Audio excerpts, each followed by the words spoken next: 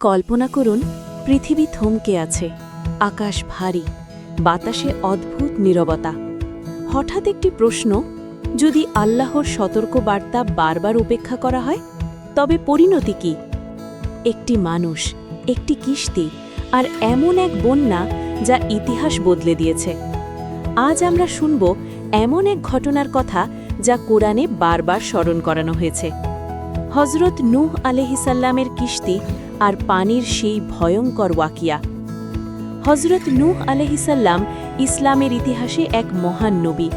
তিনি ছিলেন মানবজাতির প্রথম রাসূল। তার কাহিনী শুধু একটি বন্যার গল্প নয়, এটি ঈমান ও কুফরের সংঘর্ষ, ধৈর্য ও অবাধ্যতার পরীক্ষা, আল্লাহর রহমত ও গজবের স্পষ্ট প্রমাণ। এই ঘটনা কোরআনের বহু সূরায় এসেছে, সূরা নূহ, সূরা হুদ, সূরা আল মুমিনুন। কারণ এই ঘটনা শুধু অতীত নয়, এটি আজকের মানুষের জন্যও সতর্কবার্তা। দৃশ্যপট: প্রাচীন পৃথিবী। মানুষের সংখ্যা বাড়ছে, সভ্যতা গড়ে উঠছে, কিন্তু সাথে সাথে বাড়ছে শিরক, জুলুম আর নৈতিক অবক্ষয়। হজরত নূহ আলাইহিসসালাম দাঁড়িয়ে আছেন তার কওমের সামনে, দিনের পর দিন, রাতের পর রাত। তিনি আহ্বান করেন, হে আমার কওম, আল্লাহর ইবাদত করো, তিনি ছাড়া তোমাদের কোনো উপাস্য নেই। কিন্তু উত্তর আসে উপহাসে, এই তো একজন আমাদের মতো মানুষ, সে আমাদের উপর কর্তৃত্ব করতে চায়। ৯৫০ বছর, হ্যাঁ, কুরআনের ভাষায় তিনি দাওয়াত দিয়েছেন ৯৫০ বছর, কিন্তু অনুসারী খুব অল্প। তার স্ত্রী পর্যন্ত ঈমান আনেনি, তার সন্তানদের একজন সত্যকে অস্বীকার করেছে। নূহ আলাইহিসসালাম কাঁদেন, দোয়া করেন, কিন্তু কওমের হৃদয় কঠিন থেকে কঠিনতর হয়। একসময় আল্লাহর পক্ষ থেকে আসে ভিন্ন নির্দেশ। দাওয়াতের অধ্যায় শেষ, শাস্তির সময় ঘনিয়ে এসেছে। আল্লাহ ওহী পাঠান, তুমি একটি কিস্তি নির্মাণ করো আমাদের তত্ত্বাবধানে। মরুভূমির মাঝে কিস্তি, যার পাশে হাসির রোল। মানুষ ঠাট্টা করে, নূহ পাগল হয়ে গেছে। কিন্তু নূহ আলাইহিসসালাম নীরব, কাঠ কাটেন, লোহা বসান, প্রতিটি হাতুড়ির আঘাতে যেন ধৈর্যের শব্দ। তিনি জানেন, এই কিস্তি শুধু কাঠের নয়, এটি আল্লাহর আদেশে তৈরি একটি আশ্রয়। আল্লাহ একটি নিদর্শন নির্ধারণ করেন, যখন চুলা থেকে পানি ফুটে উঠবে, তখন সময় এসে গেছে। হঠাৎ সেই মুহূর্ত, মাটি কাঁপে, চুলা থেকে পানি বেরিয়ে আসে, আকাশ কালো হয়ে যায়, বৃষ্টি নামে একটানা, প্রচণ্ড, থামাহীন। নূহ আলাইহিসসালাম ঘোষণা দেন, যারা ঈমান এনেছ, উঠে এসো কিস্তিতে।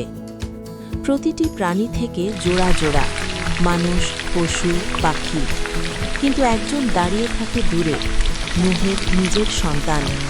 নূহ ডাকেন, হে আমার সন্তান, আমাদের সঙ্গে উঠে এসো, কাফিরদের সাথে থেকো না।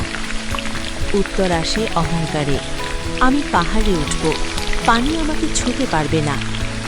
ঠিক তখনই বিশাল ঢেউ, পাহাড়ের চেয়েও উঁচু, বাবা ও ছেলের মাঝে দেয়াল হয়ে দাঁড়ায়। নূহ আলাইহিসসালামের চোখ ভিজে যায়। বন্যা সব কিছু গ্রাস করছে, শহর, ঘর, মানুষ, ইতিহাস।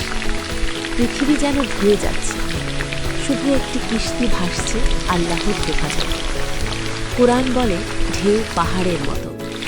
নূহ আলাইহিসসালাম বলেন, হে আমার প্রতিপালক, আমার ছেলে তো আমার পরিবারভুক্ত। আল্লাহ উত্তর দেন, সে তোমার পরিবারভুক্ত নয়, সে অসৎ কর্ম করেছে। এখানে শিক্ষা স্পষ্ট, রক্তের সম্পর্ক নয়, ঈমানই আসল সম্পর্ক। দীর্ঘ সময় পর আল্লাহ আদেশ দেন, হে পৃথিবী, তোমার পানি গ্রাস করো, হে আকাশ, থেমে যাও।